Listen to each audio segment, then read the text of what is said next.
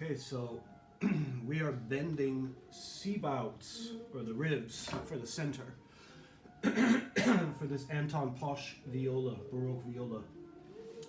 It's early in the morning. I do this early because you want to have a fresh brain and a lot of coffee. Another reason for doing it early is in theory, it's possible that you can bend your C Bouts and then wait a few hours, until at least 3 or 4 hours, and then continue doing the rest of the corpus, in theory. But I always just wait until the next day, But yeah, it's possible once the glue is dry. It's just, I think it's just better to do it with a fresh brain, because your brain gets stale, fresh, you know what I mean? Anyway, you'll see the difference that this is working. I'm now working without a mold. This is what it looks like when you use internal mold. So if you watch the video about making the blocks, you'll see that they're really large, and that's because you want to have gluing surface. Like when you're if it's possible that these will come off, while I'm. But the thing is, it's really not a lot of pressure. The whole theory of this is that the center rib comes in, and you really don't even need to clamp it almost, because it fits so perfect, right? In theory, that the pressure of the rib itself, just sits in that little C curve, So there are things you can do, like when you're working with a mold. I have like a post. This is a more Cremonese method. Anyway, the concept is that you're not building a lot of tension into the rib structure, because otherwise it wants, when you when you pull it off this dummy board, it's going to go. You don't want that. It actually does that gesture.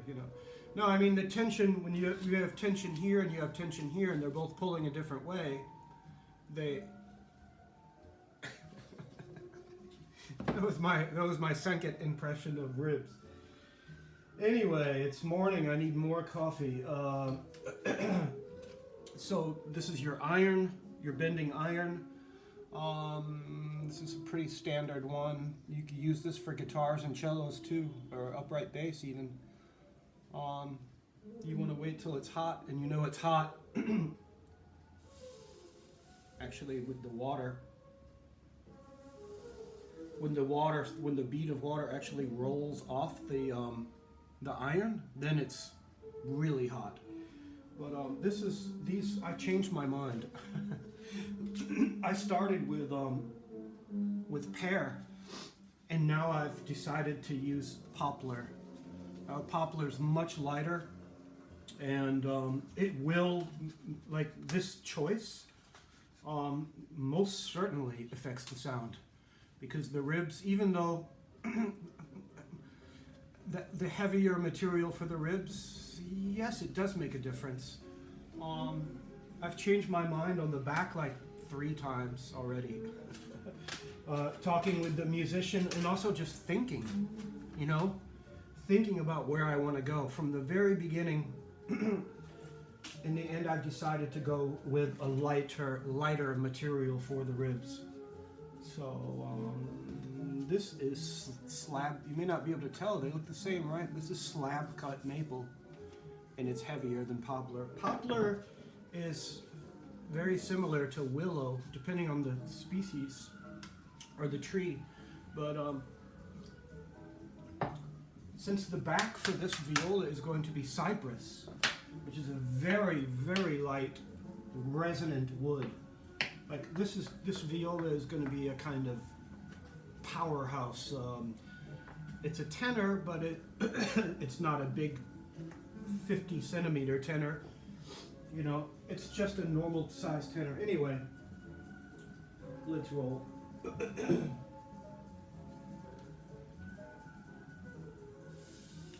That's hot enough. You can soak your ribs before. Let's say you have flamed maple, and you have a lot of some woods bend easier than the others. This should bend like butter. I don't soak it. I just have some water here. You can't really see. There's a glass of water. Yeah. So what you want to do is your iron is really hot, and you're heating the whole strip, like this.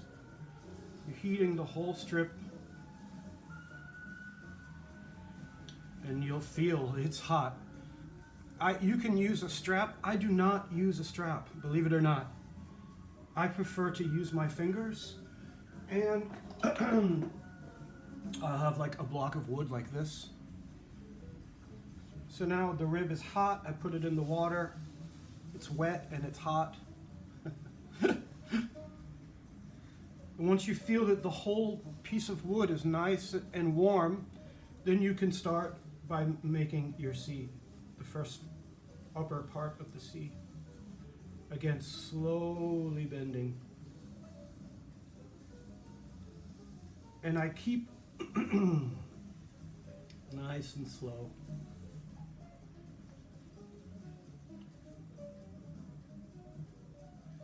All right.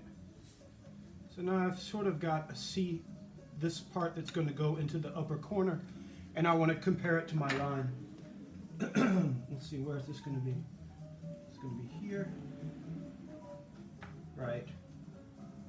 It fits almost exactly in that curve, but it needs to come around this way, right?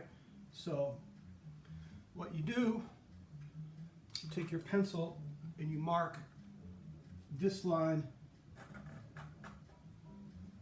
where it meets the top of the block curve. Does that make sense? You see where it's fitting in the curve, right? I'm going to get it wet again.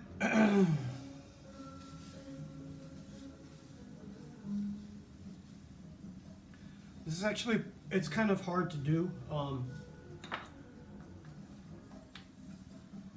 So I more or less have that top curve. Now I'm going to go ahead and make a C. And I have the shape of the C bout in my mind, right? Does that make sense? So I've kind of got a C shape now, kind of.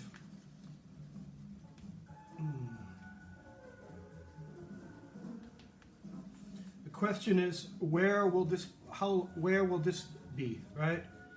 So the way you find that out is you get a kind of rough, ouch, that's hot. You get a kind of rough, this thing is hot.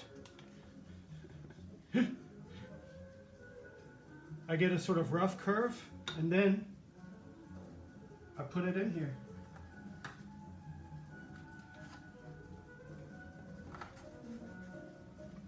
All right.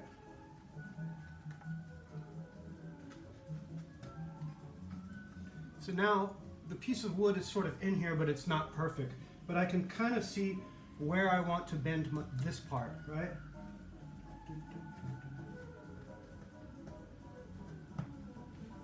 So this is fitting in here perfect. It's where the pencil line. The thing is, you bend it on the same spot. So I know it's going to be, I'm just looking at it this way. I can see where I'm going to bend it here based upon where the block is, right? I'm just looking at it. Then you mark that approximately with your pencil.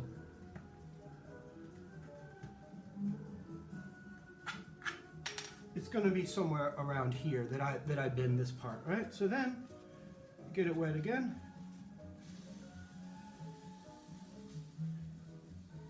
And what you want to do is you want to have extra wood, because this might not be perfect, and I can see it's actually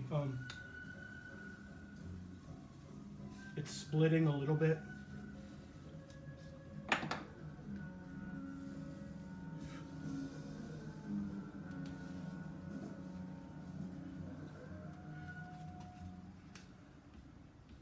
So that's why I have all these extra pieces, right? Because I may decide if this doesn't fit well, I'll just throw it away. It's really, always do extra ribs. So let's see what that looks like. Right? You see that? It actually fits in there without a clamp. Wow, okay, so this is really good. By sheer accident, I wasn't paying attention, right?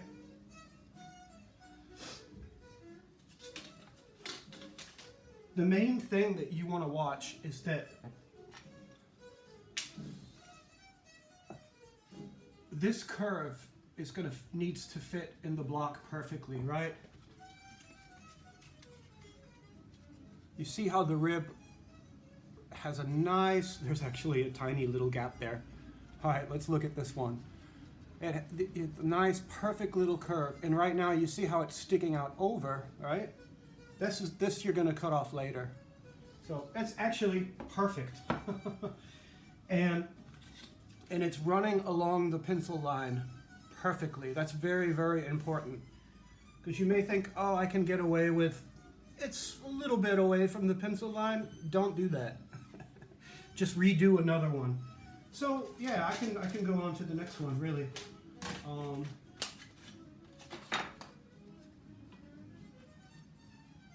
I can glue that, really.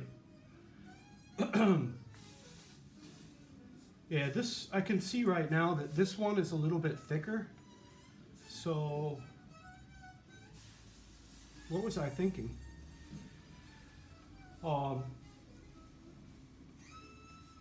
Okay, so with poplar, you definitely want to go thicker. Because what happens is that the musician, you tend to get cracks around here, you know, because this is an outward surface. So let me just see what happens here. Another thing is when you're bending, you want to bend it straight, so not like this, you know, because that's another important thing. I'll stop and just.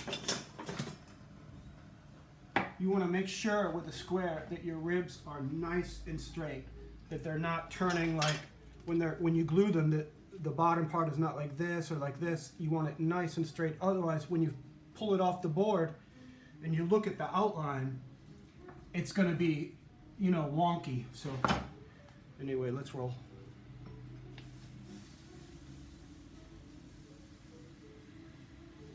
Right? You got a nice curve, and you see this is actually conveniently shaped like a violin corner. Let's say that you don't have a lot of money. This cost, I think, around 300 euros. I can't remember what I paid for it 25 years ago. All right, so I got my same thing. I got my C Bouts here.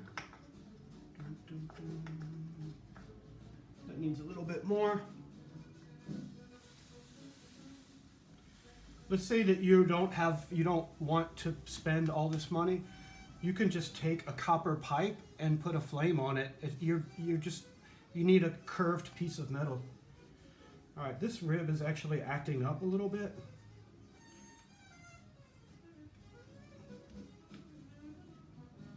So it's actually drying on the iron.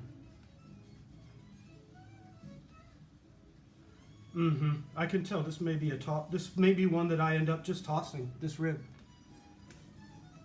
It's just the thickness is not uniform. That's something, when you're thinning your ribs, you're going to make your life so much easier if the rib itself is completely uniform and it's a little bit thicker here. It's just acting weird, you know?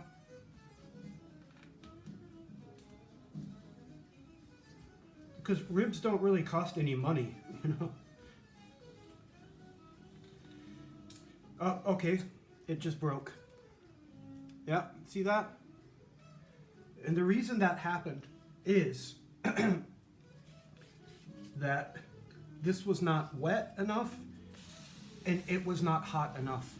So remember, the very first thing that we started with was, before you bend, the whole thing is going to needs to be hot, right? So, yeah. So it just cracked because this was not hot enough, you know? So yeah, so that's a tosser.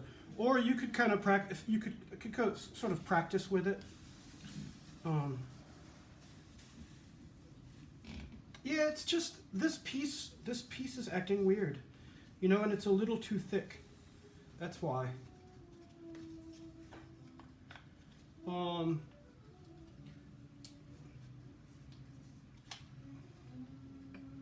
It could just be that this part of the wood is strange, you know. Wood is organic. It does different things. Yeah, it's just acting really funny. It's not going to work. I mean, I know it's not going to work. Obviously, I would not use something that's cracked, even though you could put a piece of paper behind it, or it's just all weird and wonky, this piece of wood. And the main reason is that it's like thicker here and it's thinner here. So let me just see if that fits. No, so it's not going to fit. Right, but this one is almost perfect. Really, it's right on the line, so I'll keep that. I can even glue it. When you're making your glue, oh, another thing, never, ever, ever use white glue. The only kind of glue you want to use for this job is hide glue, right? Or you can use K-sign, which is, that gives you more time. Roger Hargrave has an article on that. K-sign is basically like a protein glue. I have some here, hold on.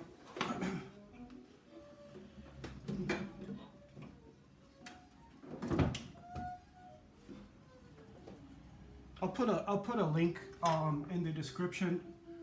This is like commercial. It says K-sign pulver. So it's basically powder. You mix this with water, and this makes a glue. Actually, just read the article. It's Hargrave explains it. If you use K-sign, it's forever. They have medieval paintings made the wooden frames for you know, from the early from the, you know, K-sign is it's indestructible, and it gives you more time. This dries, this will start canned. If you don't know what you're doing, this will start to set, and then you're screwed. You just have to start over. But the good thing about doing the C Bouts is just you take your time. You have many. I have many. I have enough. I could do 1, 2. I have 2 more shots, which shouldn't be a problem. What else? So yeah, when you're making your glue, you want to make it. I tend to go pretty thick, you know.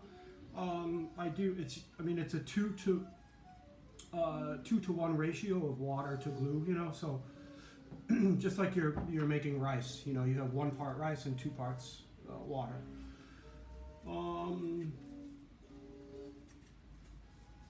going to stop this video because I kind of need to focus on the next rib, and I want to check the thickness. So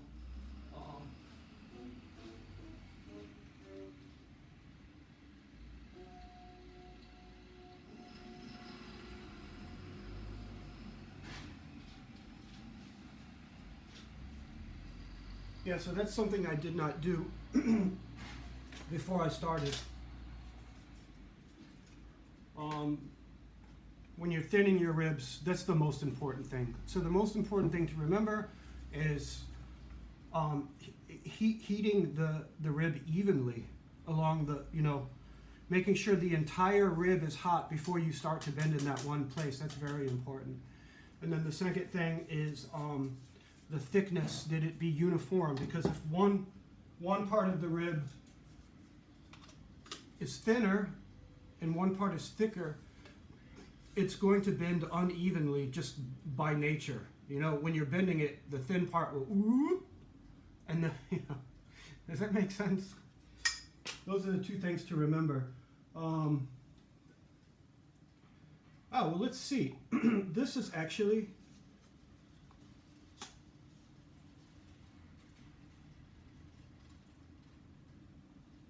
point 1.2.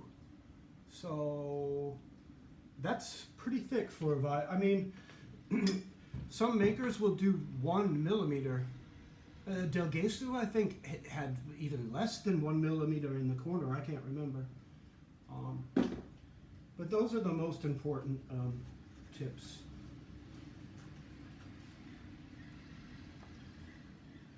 Another important thing. Okay, so I'm glad I remembered this, but I need to focus, actually, and I really can't talk and it's like, why are you making this video?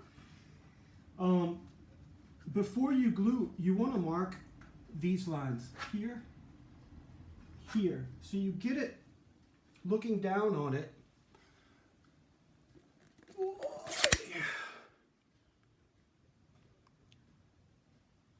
Right? Looking down on it, you can see that it's fitting the pencil line. Your pencil line is marking. The camera was like, what? The pencil line is marked at the very end of the block here and here. So when you're gluing, you know exactly where it goes. Does that make sense? Okay. That's it then. And then tomorrow we cut these off and do the rest of the viola. I do it in 2 days. I think it's better just to wait. All right, that's it.